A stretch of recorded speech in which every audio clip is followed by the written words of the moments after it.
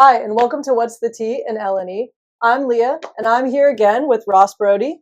Ross is a member of our cyber and privacy team, and in our first episode, we talked about employee misuse of AI, or the use of shadow AI, and its implications on an organization.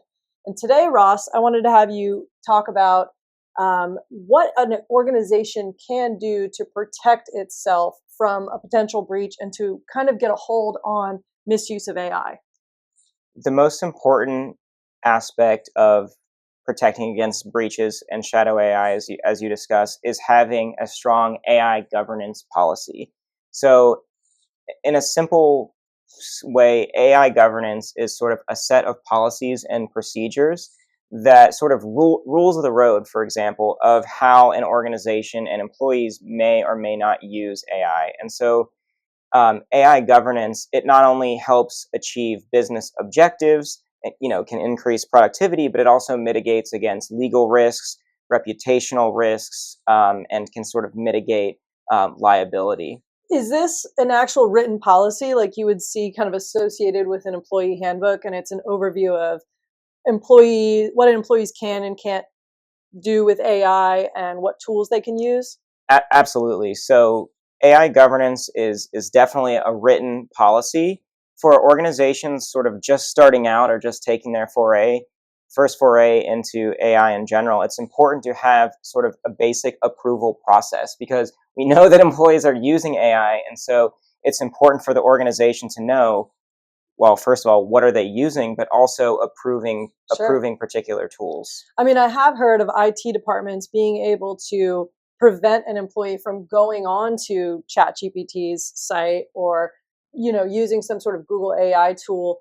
So I know there's sort of that ability to block it. But how does that work? So if I'm an employee and I find this great AI video function and I want to use that, what should my next step be, or what should the organization require me to do? Sure. So the organization at a basic level should have sort of an application, if you will, where the employee sort of fills out what are the intended uses of the AI tool, what kind of information is going to be prompted or fed to the AI tool, what is the AI tool, are there third-party contractual terms, and things like that. And so once there's sort of an application that is filled out, then it's best practice to have sort of an AI governance committee review that request and sort of evaluate the pros and cons, the risks and benefits. And another best practice is that AI governance committees should really be a committee level approach. So it's not just giving all of the AI approvals to HR Or IT. or IT or a specific department, but it's really a multi-stakeholder, cross-collaborative effort to have lots of different folks from different departments at the Right, table. a diversity of thought in a way. Yeah. Now, once the committee gets the application, how do they vet the AI tool and whether it's safe for the organization? So for third-party tools, probably the most important part is reviewing the actual policies and terms of use Oh my gosh, those are themselves. those really long, Yes. things that I just usually click I agree because you Yeah. can't get to the next page. So You actually have to review those. actually have to Oh review my gosh. those. So, for example, the basic ChatGPT for individuals, you actually have to opt out of allowing your data to be used as training data. But in the basic sort of out of the box commercial terms, you actually have to opt in. And so, by simply having and making sure it's an approved tool, that is one particular protection that your data won't by default be Right. used as training data. Oh, that's huge, right? Where is your information going that you're inputting? I think Yeah. you really need to understand that, and your employees do as well.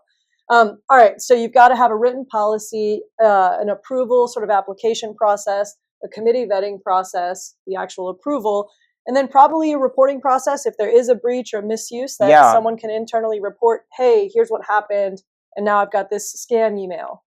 I think where a lot of organizations fall short after they've set up this great approval process is sort of the ongoing monitoring aspect. Hmm. Simply approving a tool is not enough to mitigate legal or Sure. other liabilities. It's important to be in the know about is the tool being used in a different way than it was previously being used? And so sort of this ongoing monitoring and continuing assessment is really the best practice. Great. Well, thank you so much, Ross, for Thank joining you. us. Until next time.